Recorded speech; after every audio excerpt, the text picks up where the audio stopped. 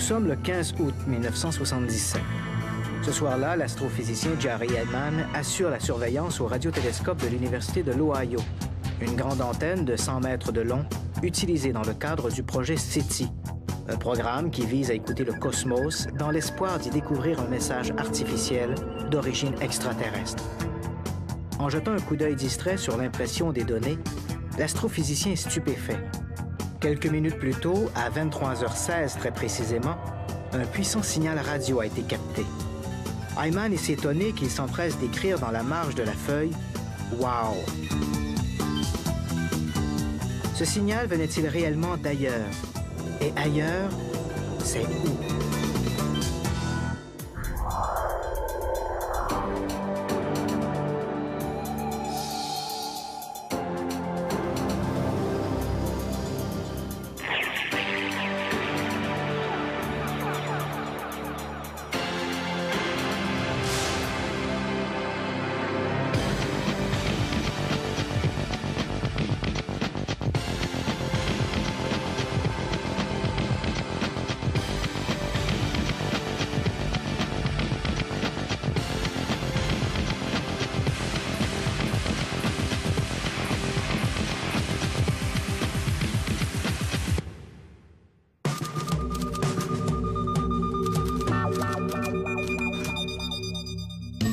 Pour la plupart des gens, l'expression « objet volant non identifié » est devenue synonyme d'engin interplanétaire.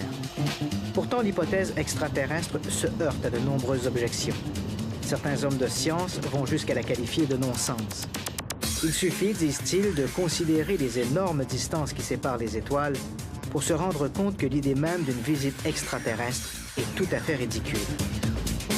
À titre d'exemple, prenons l'étoile la plus proche de notre Soleil, Alpha du Centaure. Cette étoile se trouve à un peu plus de 4 années-lumière de la Terre, c'est-à-dire la distance que parcourt la lumière en 4 ans. Considérant que la lumière voyage à 300 000 km à la seconde, nous parlons donc ici d'une distance moyenne de 38 billions de kilomètres, soit le chiffre 38 suivi de 12 zéros. Même en imaginant une civilisation extraterrestre capable de voyager à des vitesses proches de celles de la lumière, ces voyageurs mettent au moins 4 ans à venir chez nous et autant pour retourner chez eux. Et si l'envie leur prenait de troquer leur soucoupe volante pour une voiture filant à 100 km/h sur l'autoroute, nos voyageurs mettraient alors 120 millions d'années pour parcourir la même distance. Et pour faire quoi? Pour charcuter quelques vaches dans le Middle West américain? Pour kidnapper un postier de Boston? Pour recueillir quelques échantillons de lavande en Haute-Provence? Soyons sérieux.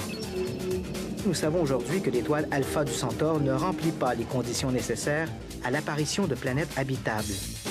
Ce qui signifie que s'ils existent et qu'ils nous rendent visite, les extraterrestres doivent obligatoirement venir d'ailleurs, c'est-à-dire de beaucoup plus loin.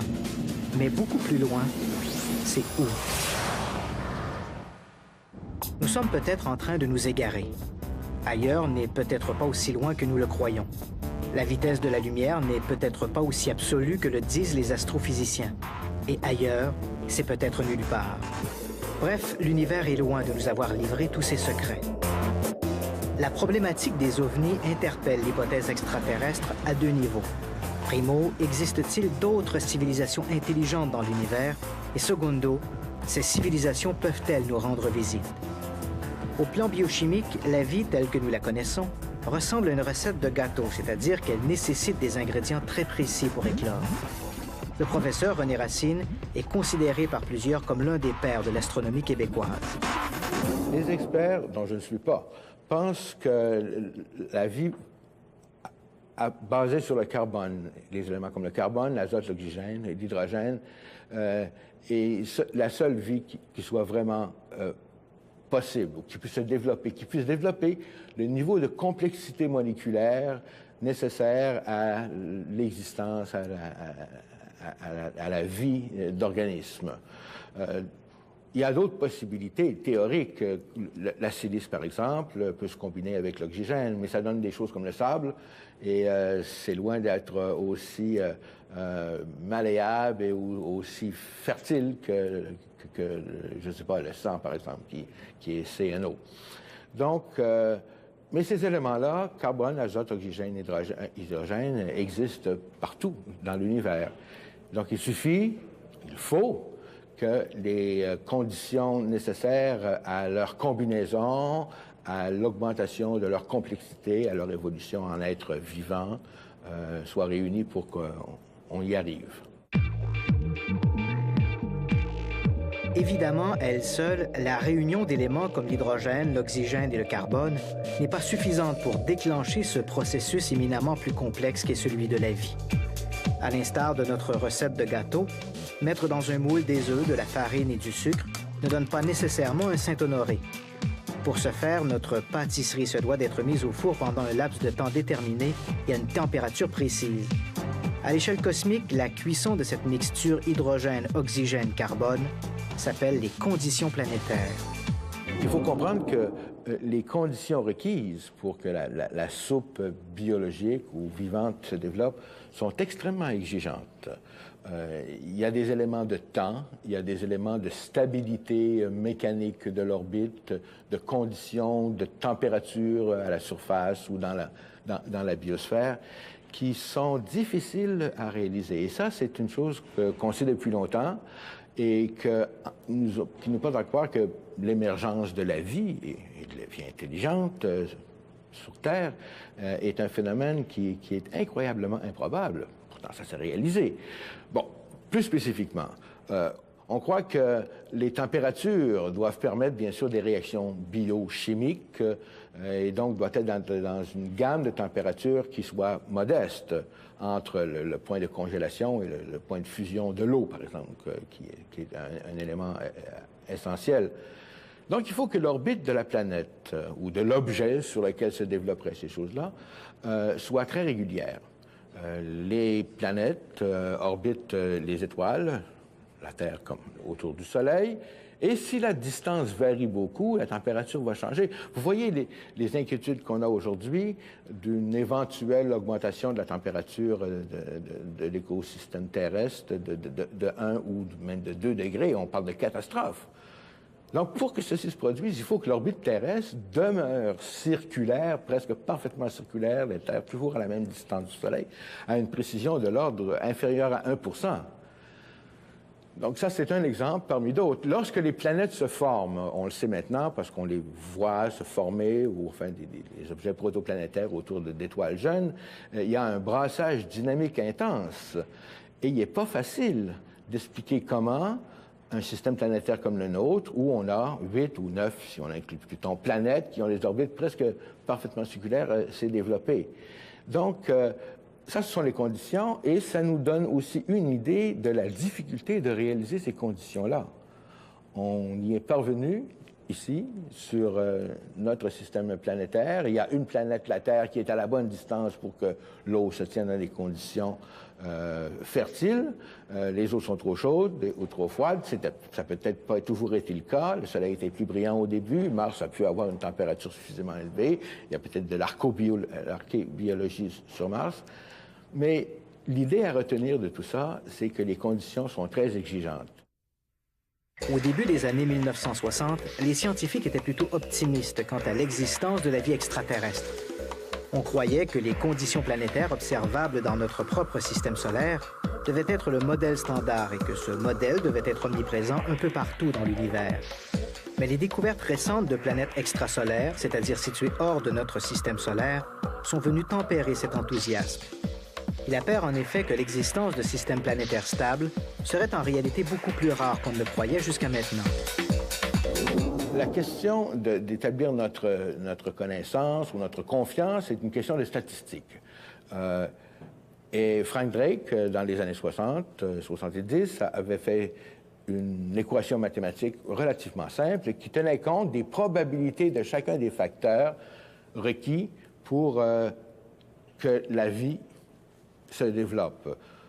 Quelle est la probabilité qu'une étoile ait des planètes? Quelle est la probabilité que ces planètes-là soient stables au point de vue orbital? Quelle est la probabilité qu'il y en ait une à une distance suffisamment grande? Si on veut calculer la probabilité de communication avec les extraterrestres, quelle est la durée de vie d'une civilisation capable de communiquer, etc., etc. Et je me souviens très bien, à l'époque, on multipliait tous ces facteurs par le nombre d'étoiles qu'il y avait dans la galaxie et on obtenait comme réponse quelques unités. Il y aurait quelques planètes habitables où la vie se serait développée dans le système galactique, dans notre Voie lactée. Mais on faisait l'hypothèse, par exemple, que toutes les étoiles avaient des planètes. Or, on sait maintenant que ce n'est pas vrai. On entend beaucoup parler de la découverte de planètes extrasolaires, mais il faut être conscient que parmi les 80, à peu près, systèmes qui ont maintenant été découverts, sont 80 parmi 3000 étoiles qui ont été examinées. Donc, la probabilité qu'une étoile ait une planète n'est pas de 100 %, c'est plutôt de l'ordre de quelques pourcents, 2 ou 3 %. Pire que ça, si on veut, pour les probabilités, la presque totalité de ces planètes découvertes autour d'étoiles, planètes extraterrestres, ont des orbites tout à fait irrégulières, elliptiques, où la température à la surface de la planète va changer entre moins 100 degrés Celsius à 300 degrés, pas sur des périodes de millénaires, mais sur des périodes de quelques jours ou de quelques semaines. Je dirais que le consensus au cours des dernières années, c'est relativement récent, 5 ans à peu près, et que la situation dont nous jouissons sur la Terre s'est produite très rarement à l'extérieur. L'optimisme de Drake, au début, eh bien, était basé sur le fait que dans notre galaxie, par exemple, eh bien, il y a plus de 10 milliards d'étoiles. Alors, à ce moment-là, bien, les chances qu'on en trouve quelques-unes, eh bien, où la vie aurait pu évoluer sur des planètes qui tournent autour de ces étoiles-là, eh bien, pourraient quand même être significatives. Mais aujourd'hui, eh bien, on a trouvé beaucoup de planètes massives. Et puis, un des éléments, eh bien, c'est qu'on pense que ces planètes massives-là, bon, bien, ne peuvent pas être formées près de leur étoile. Il faudrait plutôt qu'elles soient formées comme Jupiter, à une distance de 5 fois la distance Terre-Soleil, et puis qu'elles se déplacent vers l'étoile centrale. Au début, bon, bien, on se demandait comment on pourrait faire ça, mais en faisant une étude, eh bien, on s'est rendu compte que c'était relativement facile pour une planète comme Jupiter d'évoluer puis de migrer à partir de sa distance de formation jusque près de son étoile. Alors, si c'est le cas, à ce moment-là, bien, pourquoi est-ce que la Terre est toujours là où elle est, là où nous sommes présentement? Si Jupiter avait fait comme les autres planètes géantes qui se sont déplacées près de leur étoile, alors bien, la Terre ne serait plus là. Et c'est tellement facile que maintenant, bien, on pose plutôt la question inverse. Pourquoi est-ce que nous sommes ici? Et puis, il semble que Jupiter serait un cas différent des autres cas qu'on connaît, là, beaucoup des autres planètes extrasolaire. Heureusement, une fois ces conditions réunies, l'éclosion de la vie est beaucoup moins exigeante. En 1953, un jeune étudiant en biochimie, Stanley Miller, a placé dans une sphère les différents gaz qui étaient présents dans l'atmosphère terrestre il y a des milliards d'années. L'étudiant a ensuite entrepris de bombarder sa formule de puissantes décharges électriques, recréant ainsi les conditions climatiques originelles de la Terre. À l'issue de l'expérience, Miller a constaté que sa mixture s'était enrichie d'un élément supplémentaire, des acides aminés, les premières briques de la vie. L'expérience de Miller a prouvé qu'il était possible de faire apparaître la vie à partir de matière inorganique. Quant au passage de la vie organique à l'intelligence, ce n'est ensuite qu'une question de temps et d'habileté. Pour comprendre ce long processus, imaginons toute l'évolution de la Terre réduite à une journée de 24 heures. Si nous plaçons la formation de la Terre à 0 heure, la vie n'apparaît qu'à 5 heures du matin. Elle mettra ensuite toute la journée à se développer. Les premiers mollusques n'apparaissent qu'à 20 heures et les dinosaures à 23 heures. À 23h55 surgissent nos premiers ancêtres humains. À cette échelle, la révolution industrielle n'est vieille que d'1 centième de seconde et notre conquête de l'espace, elle, n'est entamée que depuis 3 millièmes de seconde. En imaginant qu'un long processus analogue se soit produit sur une autre planète, il est presque certain que la vie aura débouché sur une espèce intelligente. Il est toutefois bien peu probable que cette vie aboutisse à des êtres humanoïdes, mais improbable n'est pas impossible. Le professeur Michio Kaku enseigne la physique théorique à l'Université de New York. Il est l'un des scientifiques les plus en vue de la physique quantique. Les exobiologistes, c'est-à-dire les biologistes qui étudient la possibilité qu'il puisse exister une vie intelligente sur d'autres planètes, affirment qu'il n'y a que 3 conditions essentielles à l'apparition de l'intelligence. La première est la capacité de développer un langage, une culture de communication de manière à ce que les apprentissages puissent se transmettre d'une génération à l'autre. La seconde est de posséder une sorte de main, un quelconque organe préhensile, un tentacule, une pince, des doigts, de manière à pouvoir manipuler l'environnement. Et la troisième condition, un globe oculaire ou une manière de sentir l'environnement. Mais c'est tout. Un quelconque sens de la vision, un moyen d'intervenir sur l'environnement et une sorte de culture, de communication, de langage. Au-delà de ça, n'importe quoi peut faire l'affaire. Regardez le royaume animal sur la planète Terre. Il y a beaucoup d'animaux qui, si on leur laisse quelques millions d'années, pourraient devenir intelligents. Les pieuvres, par exemple, elles ont des tentacules. Les homards ont des pinces. Les mammifères, s'ils avaient un pouce opposé, seraient capables de manipuler leur environnement. Uniquement sur la planète Terre, nous avons une incroyable variété d'animaux qui n'ont pas 2 yeux, un nez, une bouche, des oreilles, un menton et une boîte crânienne dans des proportions exactement semblables à celles des humains. Alors, lorsque je vois des illustrations d'extraterrestres qui sont exactement comme nous, j'ai tendance à me dire que ce sont là des réminiscences des films de science-fiction des années 1950, où on voyait des monstres aux yeux globuleux.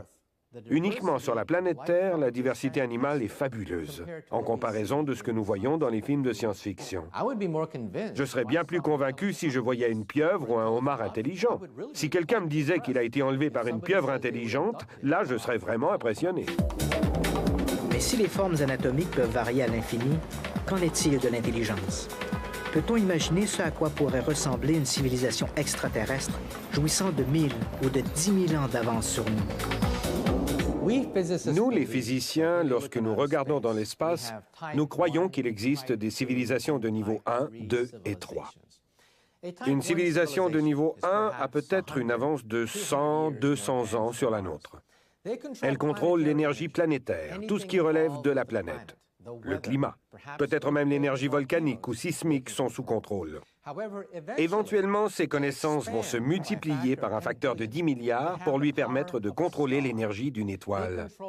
De tels êtres contrôleraient alors les éruptions solaires et passeraient au stade d'une civilisation de niveau 2, qui peut se balader à travers sa galaxie. Elle dispose du pouvoir de la fusion thermonucléaire, le pouvoir des étoiles elles-mêmes. Éventuellement, ces êtres dépasseront le pouvoir d'une étoile pour devenir galactiques. Nous aurons alors affaire à une civilisation de niveau 3, qui dispose d'un accès prodigieux à d'immenses régions de notre galaxie. Une civilisation de niveau 2 est 10 milliards de fois plus puissante qu'une civilisation de niveau 1. Et une civilisation de niveau 3, 10 milliards de fois plus puissante que celle du niveau 2. Mais sur cette échelle, où nous situons-nous? Nous sommes de niveau 0. Nous puisons notre énergie dans des plantes mortes. Nous ne pouvons que spéculer sur ce que serait une civilisation planétaire où nous pourrions puiser notre énergie dans les volcans, les tremblements de terre et changer le climat à volonté. Mais si de telles civilisations existent dans l'univers, quelle que soit leur forme, comment peut-on percevoir leur présence? Au début des années 1960, soucieux de répondre à cette question, des scientifiques ont mis sur pied un ambitieux projet d'écoute de l'espace, le projet SETI, acronyme pour Search for Extraterrestrial Intelligence. L'idée était d'utiliser des radiotélescopes pour écouter le vide interstellaire dans l'espoir d'y capter un signal radio d'origine extraterrestre. Sur Terre, nous utilisons nous-mêmes des ondes radio dans presque toutes nos communications. Des extraterrestres habitant par exemple autour de l'étoile Zeta du Réticulé, située à quelques 30 années-lumière de la Terre, et se livrant au même exercice, pourraient maintenant capter les résidus radio de nos vieux épisodes d'Hawaii 5.0 ou des envahisseurs. Pour leur écoute, les chercheurs du SETI ont dû également choisir une longueur d'onde précise. Par commodité, les astrophysiciens ont opté pour une longueur d'onde équivalente ou proche à celle de l'hydrogène, l'élément le plus répandu dans l'univers, soit 1420 MHz.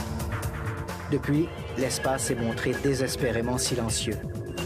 Mis à part quelques anomalies comme ce signal capté le 15 août 1977 et baptisé signal WOW, le projet SETI n'a enregistré aucun signal qui pourrait être interprété de façon irréfutable comme un message en provenance d'une intelligence extraterrestre.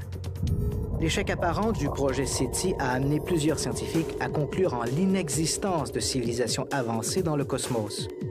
Une conclusion que certains jugent plutôt prématurée. Plusieurs scientifiques se réfèrent au programme SETI et disent « Voyez, nous avons scruté le ciel et nous n'avons découvert aucun indice d'une vie intelligente dans le cosmos. » Eh bien, je ne crois pas que ce soit exact. Je ne crois pas qu'au cours des 100 prochaines années, nous soyons même en mesure de détecter quelques signaux significatifs en provenance de l'espace. D'abord, nos observations portent sur une zone qui ne couvre qu'une centaine d'années-lumière autour de notre planète Terre, alors que le diamètre de notre galaxie fait plus de 100 000 années-lumière, et que les autres galaxies sont distantes de dizaines de millions d'années-lumière. Ainsi, n'avons-nous observé qu'une infime région de notre galaxie. Deuxièmement, nos observations ne portent que sur des fréquences proches de celles de l'hydrogène. C'est idiot. Cela nous ramène à la vieille blague du type qui a perdu ses clés. Une personne qui perd ses clés va souvent les chercher au pied d'un lampadaire. Mais si vous lui demandez pourquoi cherchez-vous vos clés près du lampadaire alors que vous les avez perdues là-bas, cette personne va vous répondre « parce qu'ici c'est éclairé ». Il n'y a pas de lumière là-bas, alors c'est plus pratique de chercher ici. Nous nous servons de la fréquence de l'hydrogène parce que c'est commode. Mais les scientifiques ne croient pas que les extraterrestres communiquent entre eux sur la fréquence qui est celle de l'hydrogène. Ils utilisent peut-être une technologie laser, et nous avons à peine commencé à chercher sur d'autres fréquences. En conséquence, nous devons analyser tout le spectre. Par ailleurs, lorsque nous communiquons sur des distances importantes, il nous arrive de prendre un signal et de le fractionner en segments. Ensuite, nous envoyons chaque segment séparément et le signal se reforme à l'autre bout. C'est ainsi que fonctionne Internet, par exemple. Chaque courriel est fractionné et ces morceaux sont relayés dans diverses villes pour finalement se réassembler chez le destinataire. Mais si vous deviez intercepter un fragment de ce courriel, vous seriez face à quelque chose d'absurde, une sorte de charabia incompréhensible. Ainsi, dans le cosmos, ils envoient probablement leurs signaux non pas sur une seule fréquence, mais sur tout le spectre, de manière à ce que le message en entier ne soit pas intercepté par le passage d'une étoile, par exemple. Et à l'autre bout, ils réassemblent le signal. Maintenant, si vous deviez intercepter une portion de ce signal, ce serait là aussi un charabia incompréhensible. En d'autres mots, nous pourrions être au beau milieu d'une conversation intergalactique et nous ne nous en rendrions même pas compte. Notre technologie est si primitive que nous n'observons qu'une seule fréquence, alors que n'importe quelle civilisation avancée enverrait ses messages en utilisant toutes les fréquences, dans le but de compenser pour le passage des étoiles, les explosions stellaires et les interférences de toutes sortes. C'est simplement de la science appliquée. Quoi qu'il en soit, les chercheurs ont trop souvent tendance à imaginer la science extraterrestre sur les bases de ce que nous pouvons faire, et non pas sur la base de ce qu'une civilisation de niveau 3 qui a des millions d'années d'avance sur nous peut faire.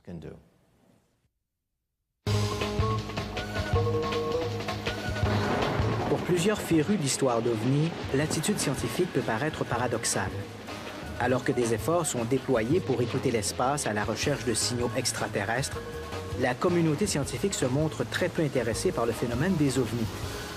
Même si par souci d'objectivité, on reconnaît qu'il n'y a pour l'instant aucune preuve solide que ce phénomène soit lié à la visite d'extraterrestres, l'hypothèse n'en reste pas moins tout à fait légitime.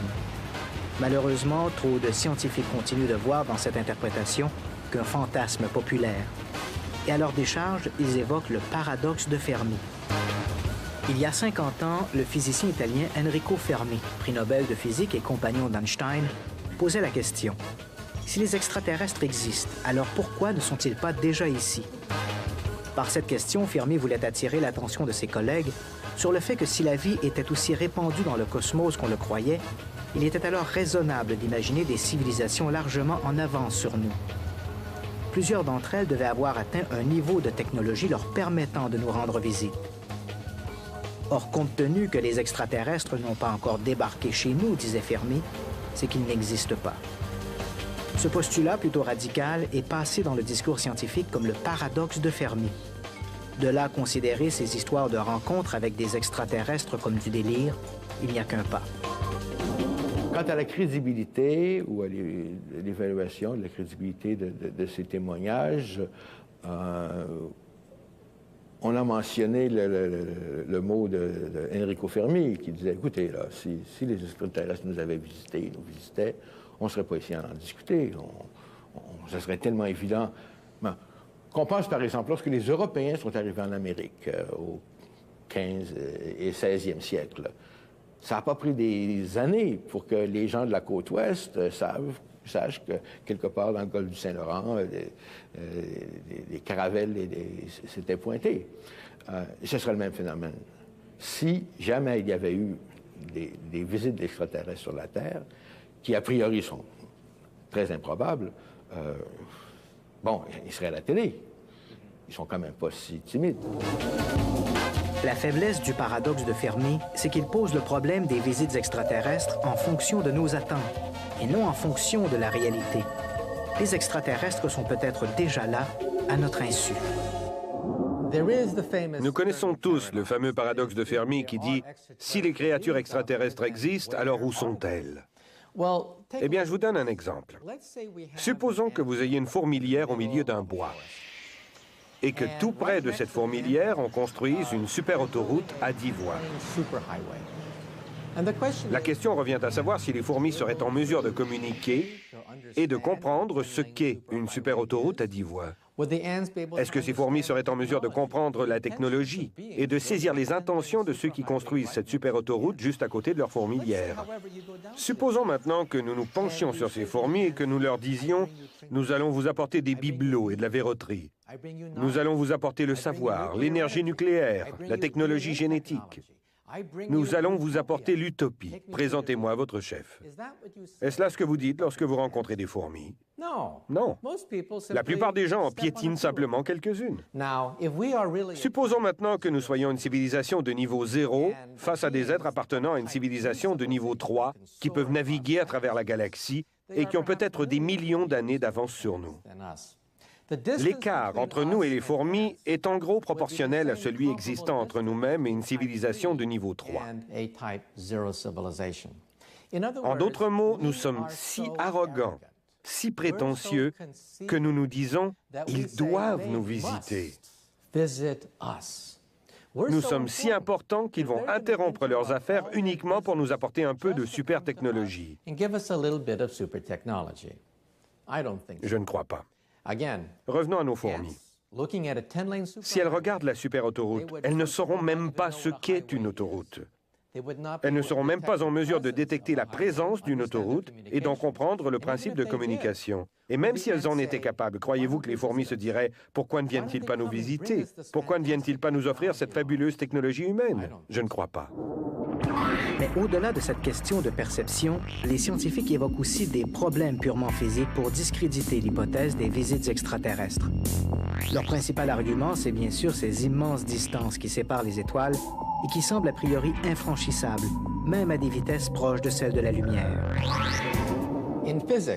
En physique, il existe quelque chose qu'on appelle le facteur Gödel, et qui fait en sorte que quiconque parle d'OVNI va se faire éjecter de la communauté scientifique. La recherche sur les ovnis est une activité de troisième ordre. Et tout chercheur qui ose toucher à ce sujet voit sa carrière scientifique électrocutée. Quoi qu'il en soit, je crois qu'il nous faut aborder ce sujet dans une perspective à très long terme. Plusieurs hommes de science disent « les étoiles sont tellement loin, à des centaines, des milliers d'années-lumière, que toute forme d'intelligence mettrait des milliers d'années pour atteindre la Terre, rendant la chose pratiquement impossible. » Je crois que c'est une erreur. Nous présumons que ces créatures extraterrestres n'ont qu'un ou 2 siècles d'avance sur nous. Et il est là le problème. Einstein a dit que la vitesse de la lumière est la vitesse ultime, qu'on ne peut se déplacer plus vite que la vitesse de la lumière. C'est la théorie de la relativité restreinte d'Einstein. Mais nous devons aller au-delà d'Einstein, nous référer à la théorie générale de la relativité, où nous croyons qu'il est possible d'aller plus vite que la vitesse de la lumière. Et même au-delà de ça, à la théorie quantique, à la théorie des champs unifiés, où toutes nos croyances sont à réviser. Alors je crois que l'erreur fondamentale que font plusieurs scientifiques est de présumer que les extraterrestres n'ont que 100 ou 200 ans d'avance sur notre civilisation, plutôt que des milliers, voire des millions d'années d'avance sur la nôtre. Et si les extraterrestres ne venaient pas d'une autre planète, mais plutôt d'une dimension inconnue de notre espace? Une sorte d'univers parallèle hors de notre portée. Il y a à peine 5 ans, un tel concept aurait passé pour du délire. Pourtant, aujourd'hui, avec l'avènement de la physique quantique, notre vision de l'univers s'est élargie.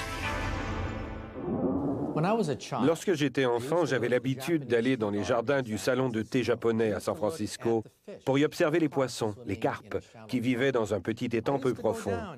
Je regardais ces poissons et je me demandais à quoi cela pouvait ressembler que de vivre en 2 dimensions. Ces poissons ne pouvaient se déplacer que d'avant en arrière ou de gauche à droite. Et je me disais que ça doit être un univers étrange. Le concept de la hauteur, de la 3e dimension, leur était totalement étranger. J'aurais pu coller mon nez sur ces poissons et ils n'auraient jamais su qu'il y avait quelque chose qui s'appelle l'hyperespace. Aujourd'hui, beaucoup de physiciens croient que nous sommes ces poissons. Nous nous déplaçons d'avant en arrière, de gauche à droite, de haut en bas, et nous nous disons, c'est tout ce qui existe. Ce que nous voyons est tout ce qui existe. Quoi qu'il en soit, nous croyons maintenant qu'il existe une théorie du « tout est possible » qui nous permettrait en quelque sorte de lire la pensée de Dieu, comme le disait Albert Einstein. Nous croyons qu'il existe une théorie supérieure qu'on appelle la théorie M, et où il existe 11 dimensions. Des dimensions où nous avons des fils et des membranes animées de pulsations. Et nous croyons maintenant que notre univers n'est rien d'autre qu'une petite bulle, une bulle qui flotte dans un hyperespace infiniment plus grand. En d'autres mots, les cosmologues ne croient plus en ce concept d'univers. Nous croyons désormais en un concept de multivers, de mégavers, formé d'une infinité de bulles qui apparaissent constamment et se gonflent sous l'effet d'un Big Bang. En somme, notre univers pourrait bien coexister avec un océan d'autres univers. Il y a 5 ou 10 ans, cette notion était considérée comme bizarre, relevant de la science-fiction. Plus maintenant. Les indices accumulés au cours des 5 dernières années sont pratiquement concluants. Nous connaissons un facteur qui s'appelle l'inflation et qui relève du fait que notre univers prend de l'expansion dans plusieurs directions, une expansion très subite et très rapide. La seule manière d'expliquer cette expansion est de prendre pour acquis que notre univers est une bulle qui coexiste avec d'autres bulles dans un système multivers, dans un méga assemblage d'univers. Un univers d'univers. On se croirait en pleine science-fiction. Et pourtant, depuis quelques années, de nouvelles découvertes ont réduit considérablement le fossé entre la science et la science-fiction.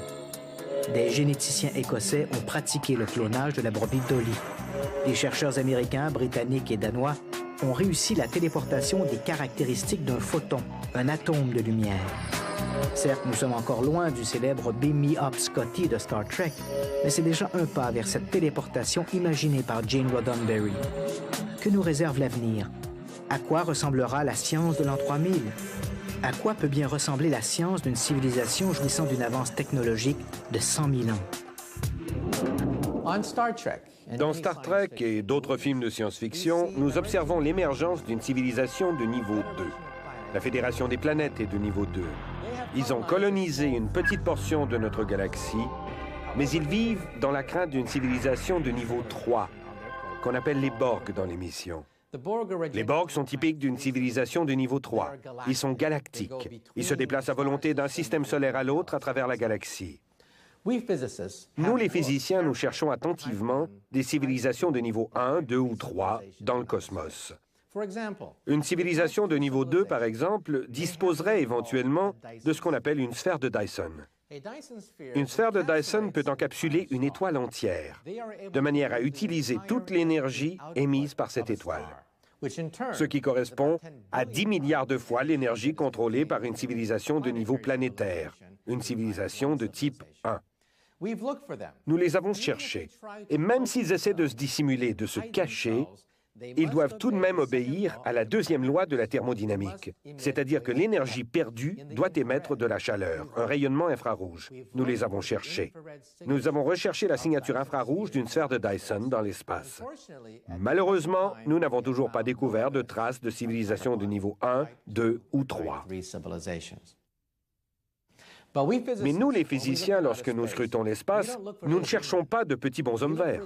Nous cherchons ces civilisations en nous appuyant sur l'énergie. Une énergie qui a des centaines, des milliers, des millions d'années d'avance sur la nôtre. Une civilisation de niveau 1 a 100, 200 ans d'avance sur la nôtre. Nous pouvons déjà en apercevoir le début. L'Internet est la phase naissante d'un système téléphonique de niveau 1. L'Union européenne représente l'émergence d'une économie de niveau 1. L'anglais et quelques langues européennes représentent les fondations d'un langage de niveau 1. Une civilisation de niveau 2 est peut-être plus avancée que la nôtre de 5 000 ou 10 000 ans. Parce qu'avec une simple croissance moyenne de 3% de leur produit intérieur brut, ils auront fini, au bout de 10 000 ans, par accéder à l'énergie stellaire. Une civilisation de niveau 3 aurait une avance de 100 000 à 1 million d'années sur la nôtre. Mon raisonnement est très simple. Lorsqu'on regarde dans l'espace, on ne peut pas juger de la présence d'extraterrestres en utilisant une technologie de niveau 0, car nous présumons que les extraterrestres ne seraient rien d'autre qu'une forme avancée de civilisation de niveau 0. Quoi qu'il en soit, lorsqu'on atteint au statut de niveau 3, on a accès à ce qu'on appelle l'énergie de Planck. L'énergie de Planck, c'est 10 milliards d'électronvolts à la puissance 19, c'est-à-dire 1 suivi de 19 zéros. C'est 1 quadrillion de fois plus puissant que le plus puissant de nos accélérateurs de particules. Au niveau de l'énergie de Planck, il devient possible de replier le temps comme un pretzel, de poinçonner un trou dans l'espace et d'émerger dans la 11e dimension. Récemment, quelques astrophysiciens ont également proposé l'existence de trous de verre pour résoudre le problème des immenses distances interstellaires. Ces trous de verre seraient en quelque sorte des tunnels permettant de passer d'un point A de l'univers à un point B, et ce, en empruntant un raccourci, un chemin des écoliers pour voyageurs intersidéraux. Dans la théorie de la relativité d'Einstein, l'espace-temps est comme un tissu, comme une feuille de papier. Et ce dont Einstein lui-même avait pris conscience, c'est que cette feuille de papier peut se replier sur elle-même pour nous donner des raccourcis dans l'espace et dans le temps. En d'autres mots, si nous prenons une feuille de papier, nous savons tous que le plus court chemin entre 2 points est la ligne droite. Mais nous savons aujourd'hui que c'est faux. La plus courte distance entre 2 points est un trou de verre, un couloir spatio-temporel. En somme, si vous arrivez à déchirer l'espace-temps, vous pouvez, comme dans le cas d'une balade en métro, prendre un raccourci à travers l'espace et le temps. Einstein avait réalisé cela et conçu ce que nous appelons aujourd'hui les ponts de Rosen, des ponts entre 2 points dans l'espace-temps. La plupart des gens connaissent cette théorie sous le nom du miroir d'Alice. Alice était face à un miroir et en passant la main à travers du miroir, elle est passée de l'autre côté, au pays des merveilles. Dans les équations d'Einstein, nous trouvons plusieurs propositions, des centaines de propositions, où nous retrouvons cette théorie des ponts de Rosen. Examinons par exemple un trou noir. Si nous avons affaire à un trou noir en mouvement, celui-ci ne prend pas la forme d'un point, mais celui d'un anneau de neutrons. Et cet anneau de neutrons forme le cadre du miroir d'Alice. Ainsi, si vous entrez dans cet anneau et que vous arrivez à le traverser, il se pourrait bien que votre main traverse dans un autre univers. Il y a toutefois des problèmes avec les couloirs spatio-temporels, le principal étant la stabilité. Nous ne sommes pas certains qu'ils soient stables. Nous devons donc nous en remettre à la théorie quantique pour calculer si nous pouvons voyager à travers le trou noir lui-même. Maintenant, je dois préciser que les astrophysiciens ont découvert une trentaine de trous noirs dans le cosmos et que tous tournent sur eux-mêmes à une vitesse d'environ 1 million de milles à l'heure. Nous croyons qu'en plein centre se trouve un anneau de neutrons et que si nous arrivons à atteindre et à pénétrer le cœur de cette cible, nous pourrions peut-être atteindre un autre univers. Sommes-nous visités par des extraterrestres? D'après les plus récentes statistiques, près d'un Américain sur 2 croit que oui. Si les ovnis sont liés à ces visites d'outre-espace, on ne peut que se réjouir de leur bienveillante discrétion. L'histoire montre en effet que les rencontres entre sociétés trop éloignées au plan technologique engendrent généralement le chaos et toujours au détriment de la société la plus primitive. Arthur C. Clarke a dit un jour qu'une intelligence extraterrestre existe ou qu'elle n'existe pas. Chacune de ces 2 hypothèses est également terrifiante. Il est terrifiant en effet d'imaginer qu'il n'existe pas d'autres formes d'intelligence dans l'univers, car alors nous serions seuls. Par ailleurs, il est tout aussi terrifiant d'imaginer qu'il puisse exister d'autres espèces intelligentes, car dans ce cas, nous ne connaissons pas leurs intentions.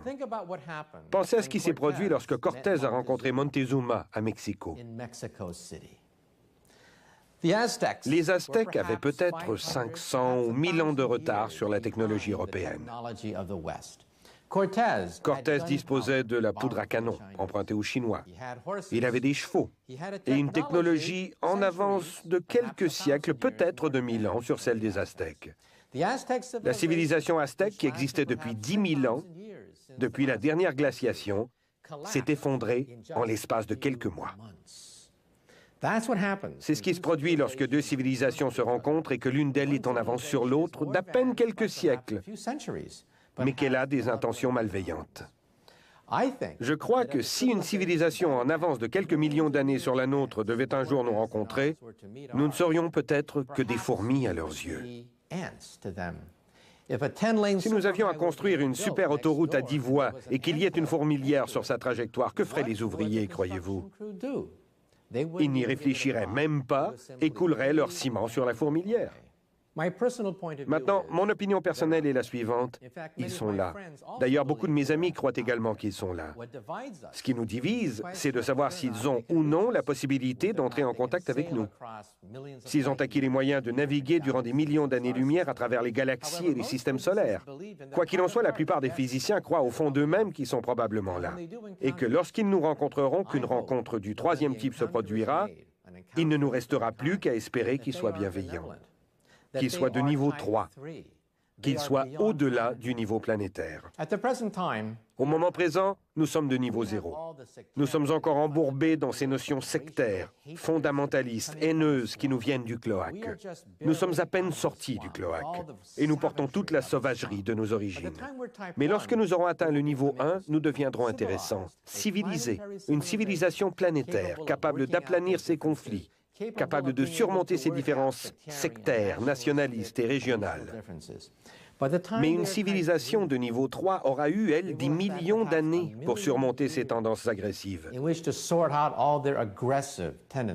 Ainsi, je crois que si nous rencontrons une civilisation de niveau 3 dans l'espace, ce ne sera pas comme la rencontre de Cortés et de Montezuma.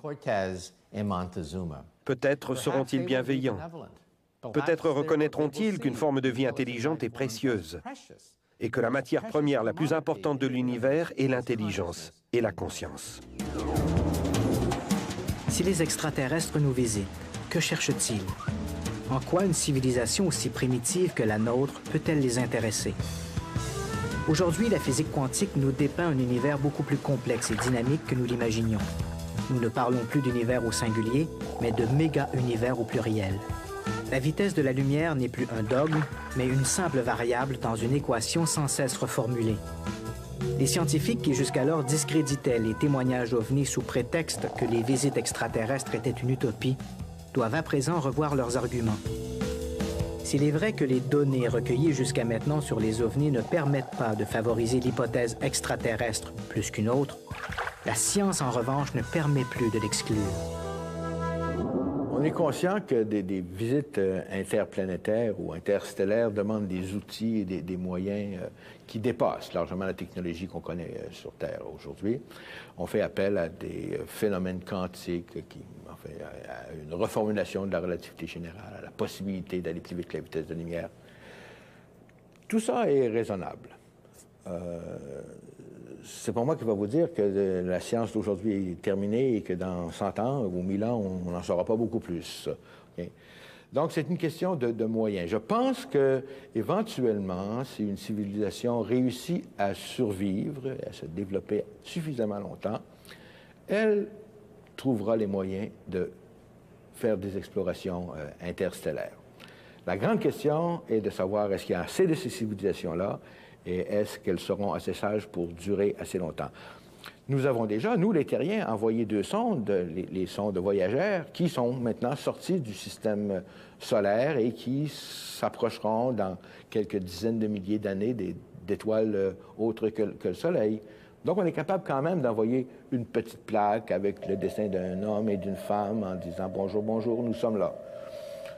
Bon, que ça tombe au bon endroit, on peut en douter. Mais la probabilité est faible.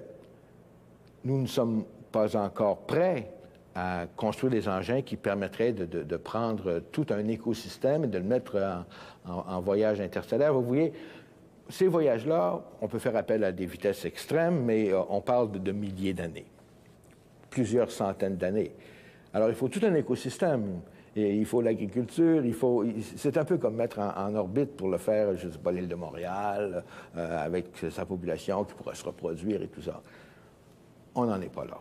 Mais ça pourrait éventuellement se produire. Si on est encore une civilisation technologiquement et humainement viable dans 10 000 ans, pourquoi pas?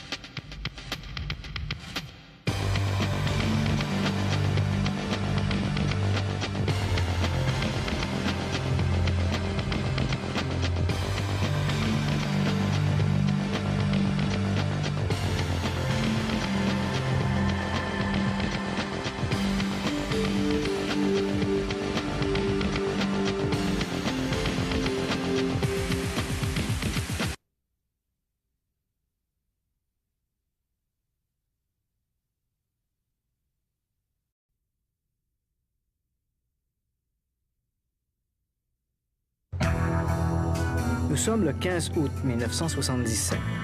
Ce soir-là, l'astrophysicien Jerry Hellman assure la surveillance au radiotélescope de l'Université de l'Ohio, une grande antenne de 100 mètres de long utilisée dans le cadre du projet SETI, un programme qui vise à écouter le cosmos dans l'espoir d'y découvrir un message artificiel d'origine extraterrestre. En jetant un coup d'œil distrait sur l'impression des données, l'astrophysicien est stupéfait. Quelques minutes plus tôt, à 23h16 très précisément, un puissant signal radio a été capté. Hellman est étonné qu'il s'empresse d'écrire dans la marge de la feuille « Wow ». Ce signal venait-il réellement d'ailleurs?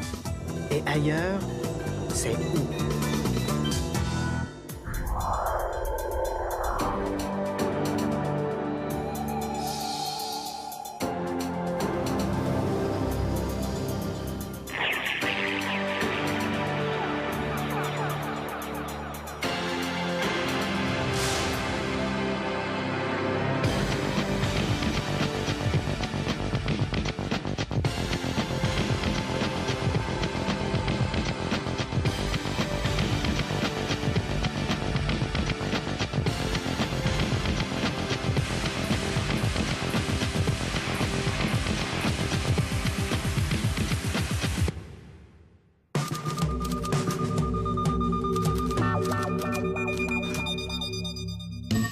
Pour la plupart des gens, l'expression « objet volant non identifié » est devenue synonyme d'engin interplanétaire.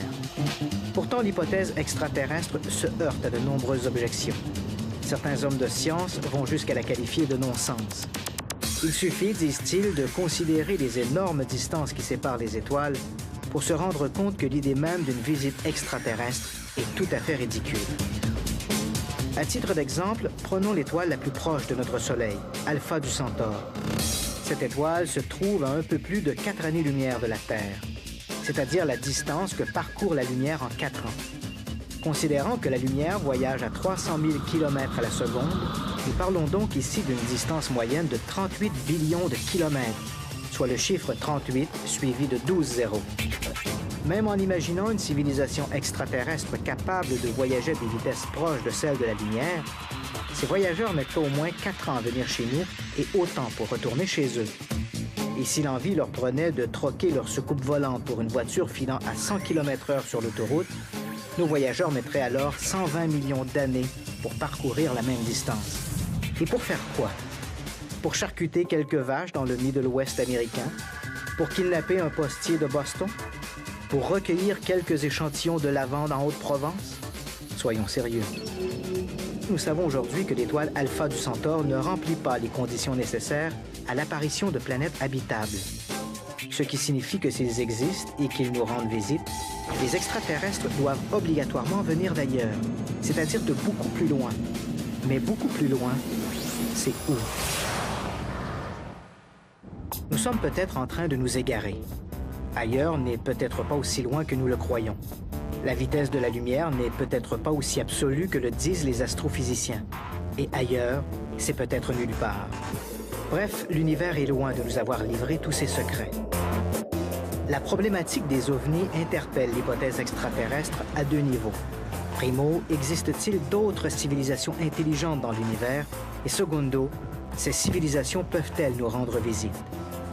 Au plan biochimique, la vie telle que nous la connaissons ressemble à une recette de gâteau, c'est-à-dire qu'elle nécessite des ingrédients très précis pour éclore.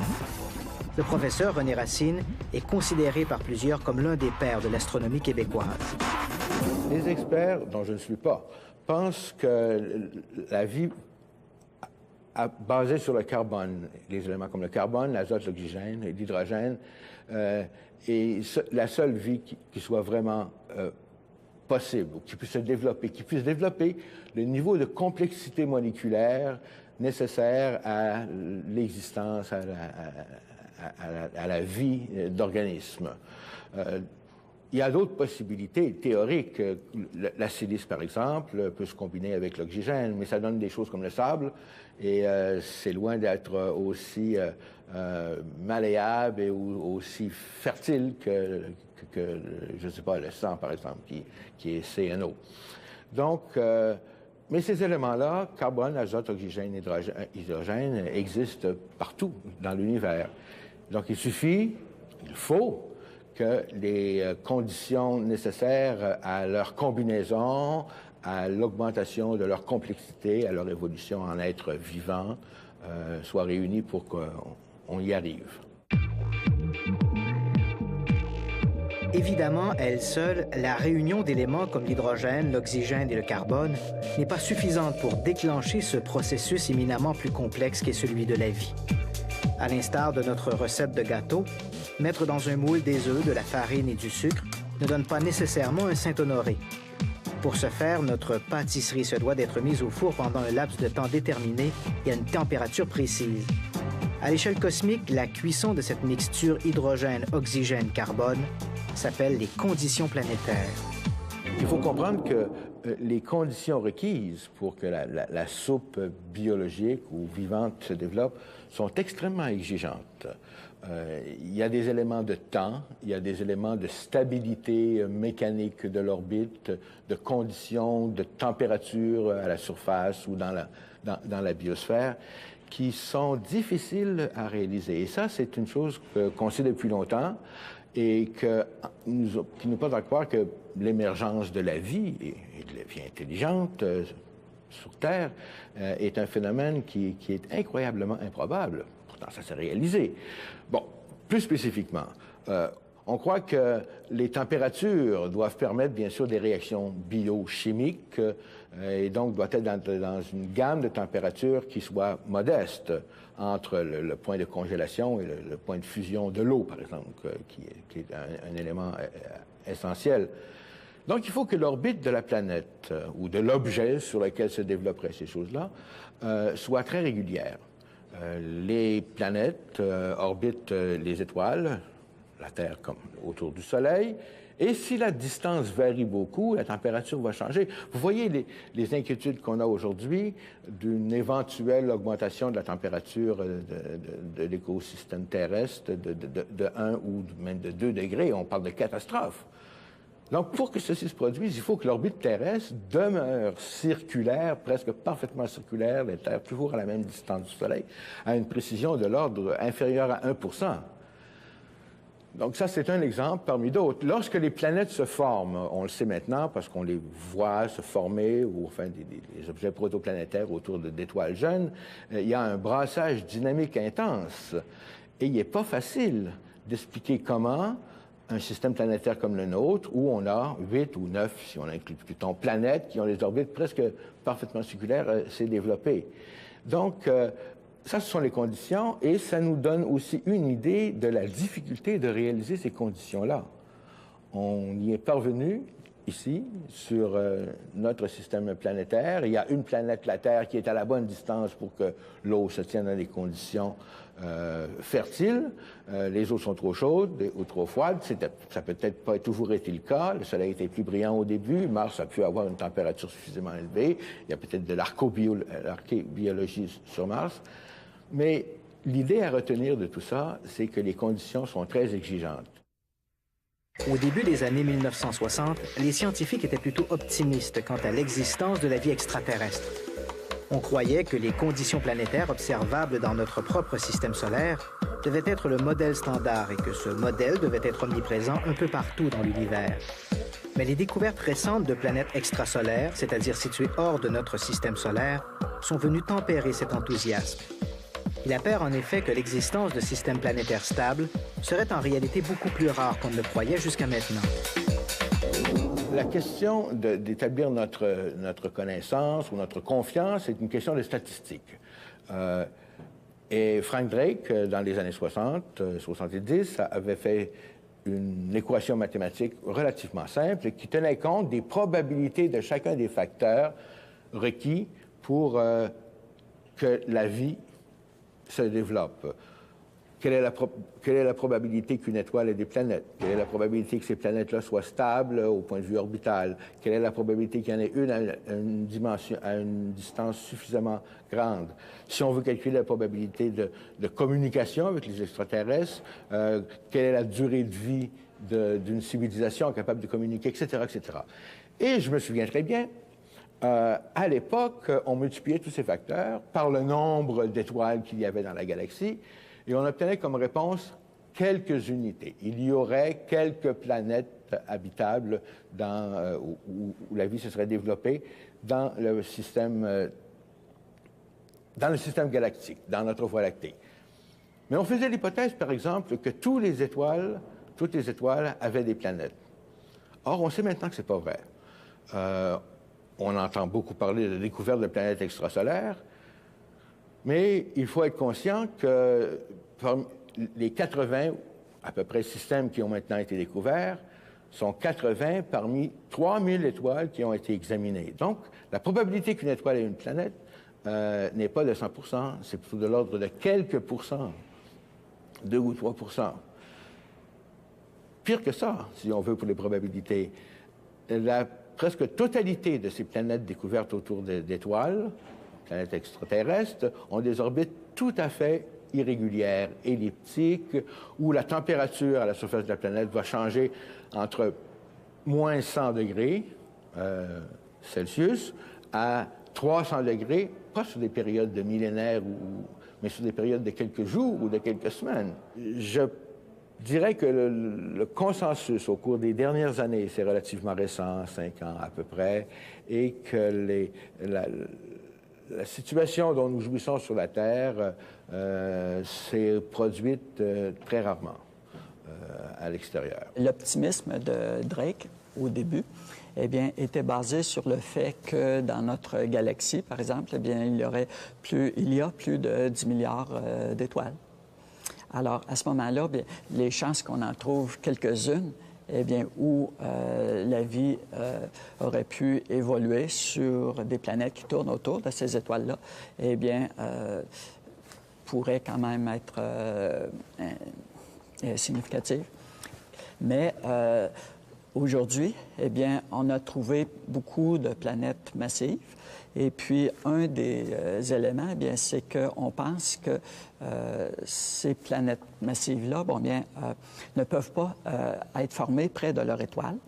Il faudrait plutôt qu'elles soient formées comme Jupiter, à une distance de 5 fois la distance Terre-Soleil, et puis qu'elles se déplacent vers l'étoile centrale.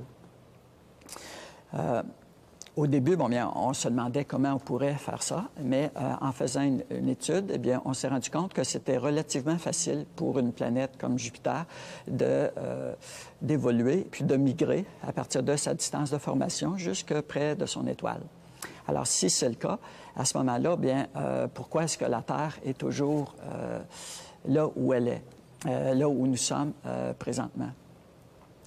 Si Jupiter avait fait comme les autres planètes géantes qui se sont déplacées près de leur étoile, alors bien la Terre ne serait plus là. Et c'est tellement facile que maintenant, bien, on pose plutôt la question inverse. Pourquoi est-ce que nous sommes ici? Et puis, il semble que Jupiter serait un cas différent des autres cas qu'on connaît, là, beaucoup des autres planètes extrasolaires. Heureusement, une fois ces conditions réunies, l'éclosion de la vie est beaucoup moins exigeante. En 1953, un jeune étudiant en biochimie, Stanley Miller, a placé dans une sphère les différents gaz qui étaient présents dans l'atmosphère terrestre il y a des milliards d'années. L'étudiant a ensuite entrepris de bombarder sa formule de puissantes décharges électriques, recréant ainsi les conditions climatiques originelles de la Terre. À l'issue de l'expérience,